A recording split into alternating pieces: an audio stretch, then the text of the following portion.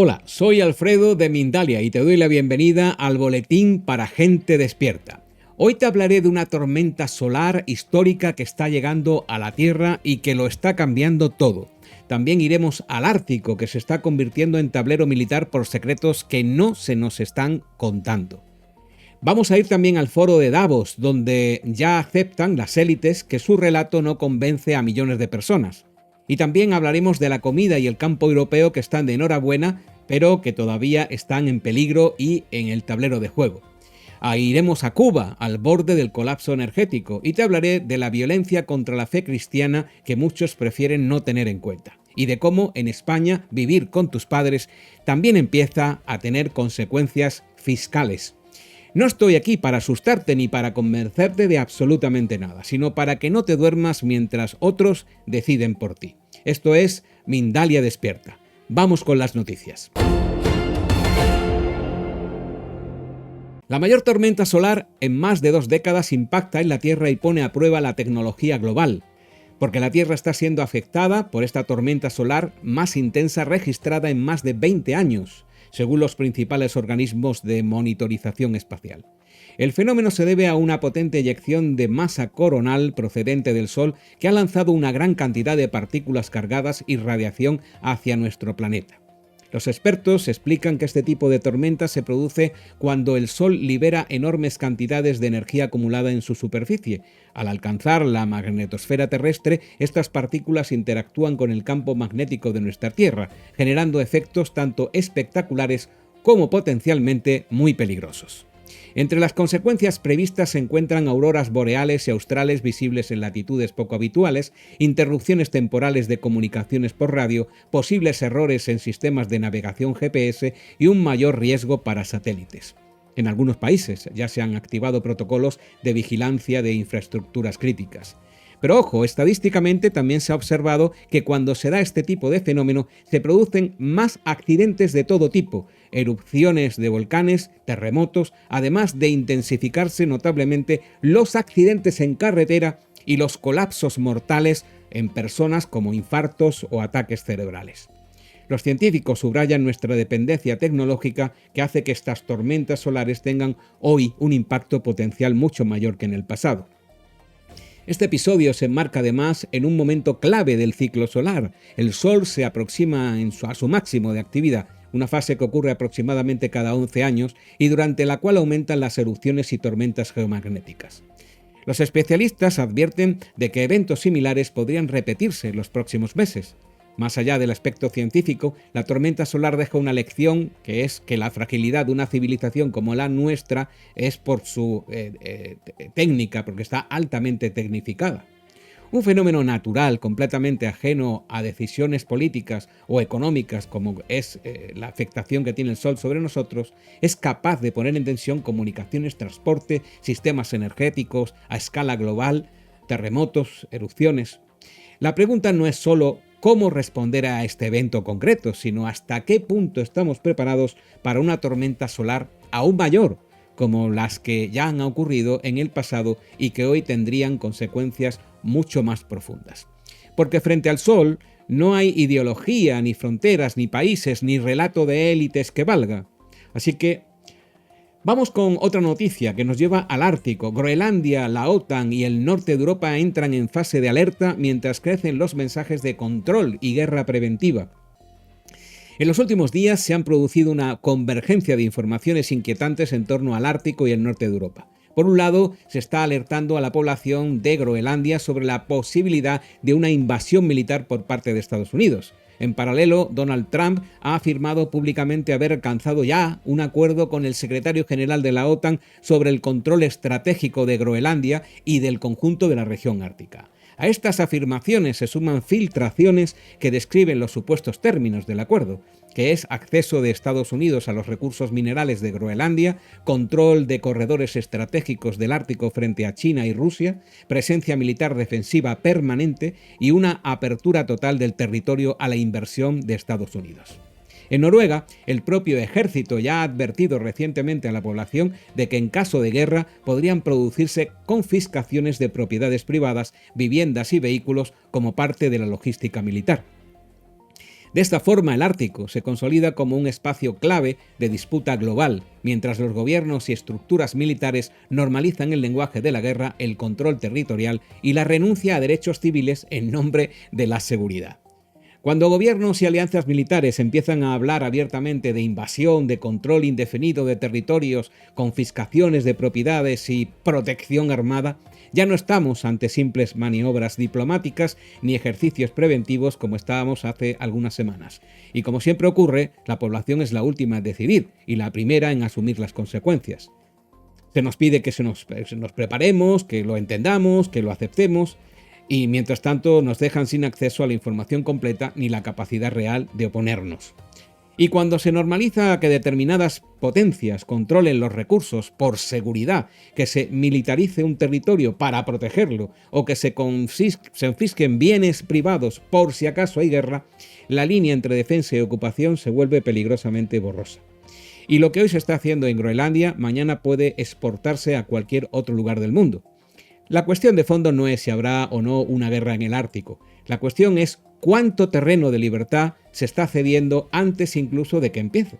Porque cuando el miedo se instala primero, que es lo primero que hacen, las decisiones ya no las toma la ciudadanía, las toma el relato de los que dicen ejercer el poder. Y el poder en este caso se está ejerciendo por la fuerza, y ese relato, una vez aceptado, no suele retroceder.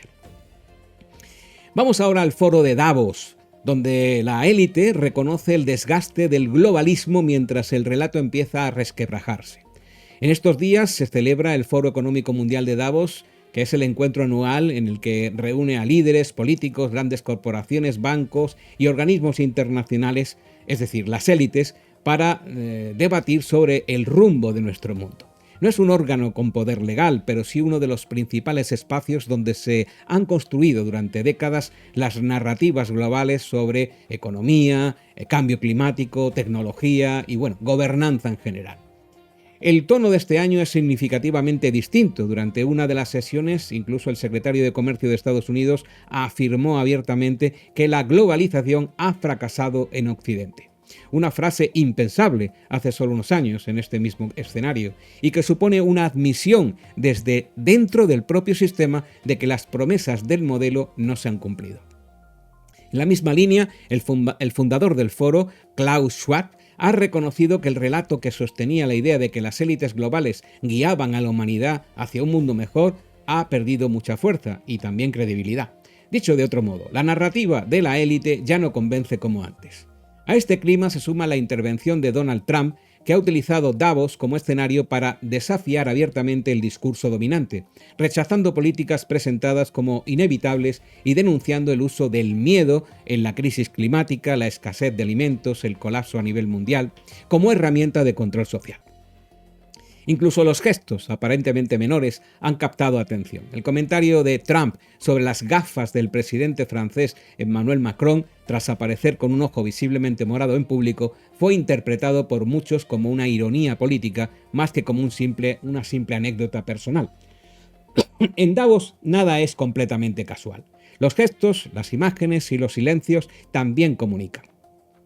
Lo verdaderamente revelador de Davos este año no es lo que se propone, sino lo que ya no se puede ocultar al público. Y es que las élites que han defendido la globalización durante décadas como un destino inevitable para todos, admiten ahora que han fracasado. El problema no es que el modelo haya fallado por accidente, el problema es que funcionó exactamente como estaba diseñado, concentrando el poder en las élites y debilitando soberanías globales y soberanías nacionales y soberanías individuales, y ahora que ese modelo genera rechazo, se nos habla de corregirlo, no de abandonarlo, cuidado. Pero Davos no está cuestionando el poder de las élites, está buscando una nueva narrativa para conservarlo. Su viejo relato se ha agotado y lo que se observa es una operación de rescate, de maquillaje del sistema, no de las personas, que van a continuar. En este foro que aún se está celebrando y en el que se reconoce que la confianza pública se ha perdido, y la pregunta que se me ocurre en este momento no es qué nuevo relato van a ofrecer, sino por qué deberíamos creerlos a todos esta vez otra vez. Porque si quienes decían guiarnos hacia un mundo mejor admiten ahora que no era así, la legitimidad para seguir marcando el rumbo queda seriamente en entredicho. El riesgo no es aceptar que el modelo falló. El riesgo es permitir que los mismos actores que han conducido a nuestro ya claro callejón sin salida se presenten ahora como los arquitectos de esa salida. Y eso no es cambio, eso es reciclaje del poder. Vamos, puertas giratorias. Vamos a Europa. El acuerdo con Mercosur se frena y entra en revisión judicial. Una buena noticia para la agricultura europea. Es una pausa necesaria para la agricultura de nuestro continente, una buena noticia para el sector primario y para todos nosotros, los consumidores. El acuerdo comercial entre la Unión Europea y Mercosur ha quedado bloqueado temporalmente porque la presión social ha obligado a que sea sometido a revisión jurídica, lo que en la práctica impide su aplicación inmediata. Durante meses, el sector agrario europeo ha advertido de que el acuerdo abría la puerta a importaciones masivas de productos agrícolas y ganaderos procedentes de países con normativas mucho más laxas en uso de pesticidas, bienestar animal, trazabilidad y costes laborales. En la práctica, alimentos más baratos no por ser más eficientes, sino por producirse bajo reglas distintas. El freno al acuerdo no responde a un gesto protector de los que mandan en la Unión Europea, sino porque se ha pedido su revisión judicial, que determinará si es coherente exigir estándares estrictos a los productores europeos mientras se permite la entrada de alimentos que no cumplen esas mismas condiciones. Para el campo europeo esta pausa supone un respiro, no una victoria, cuidado. Gana tiempo para algo que sigue pendiente, repensar un modelo comercial que no sacrifique la soberanía alimentaria en nombre de acuerdos macroeconómicos.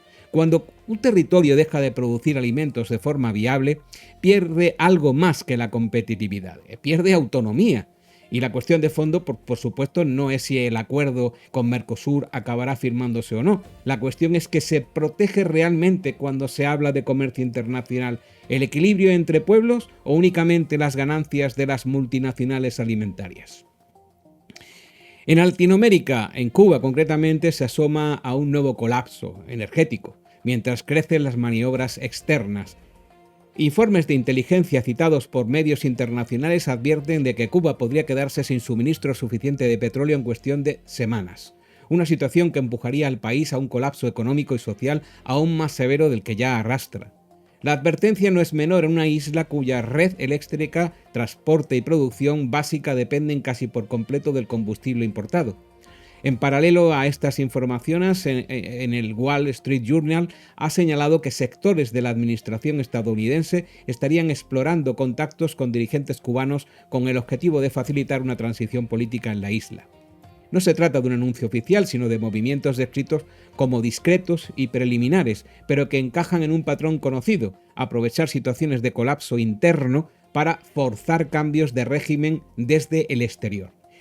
La combinación de una crisis energética crítica y maniobras diplomáticas orientadas a una transición política sitúa a Cuba en una posición de extrema vulnerabilidad. Porque cuando el suministro básico falla, la capacidad de resistencia social se reduce drásticamente y cualquier intervención externa encuentra un terreno mucho más propicio.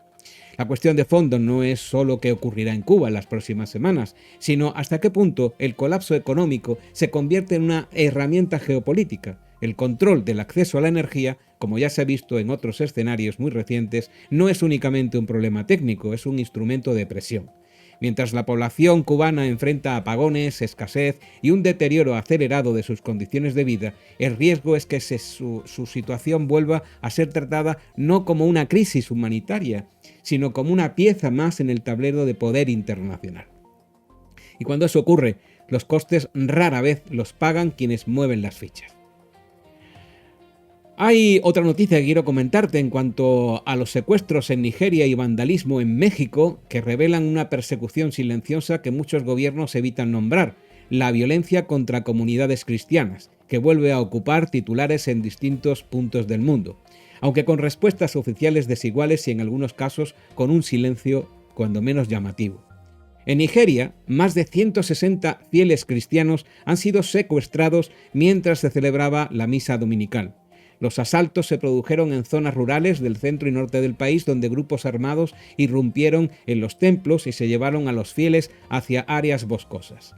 Nigeria lleva años siendo uno de los países más peligrosos para los cristianos, con secuestros, asesinatos y ataques a iglesias que rara vez reciben atención sostenida a nivel internacional. A miles de kilómetros de distancia, en México, la violencia adapta otra forma, apunta en la misma dirección. En una parroquia, un individuo irrumpió hace muy poco en el templo y destrozó imágenes de Cristo y de Nuestra Señora de los Dolores en un acto calificado por el párroco como una profanación y un ataque directo a los símbolos religiosos. Aunque no ha habido víctimas físicas, el mensaje ha sido claro: los espacios de culto tampoco están a salvo. Estos hechos, distintos en intensidad pero similares en significado, muestran un patrón preocupante. La agresión contra la fe cristiana se está manifestando tanto en contextos de violencia armada como en actos de vandalismo de imágenes por todo el mundo. Y en ambos casos suele ser tratada como un problema menor, aislado o incómodo de reconocer. Cuando secuestros masivos se diluyen en comunicados ambiguos y las profanaciones se despachan como simples actos vandálicos, la persecución religiosa queda invisibilizada. No se trata solo de seguridad o de orden público, sino de libertad religiosa y de la normalización de la agresión a lo sagrado. La cuestión de fondo no es únicamente cuántos ataques se producen, sino por qué cuesta tanto nombrarlos por lo que son.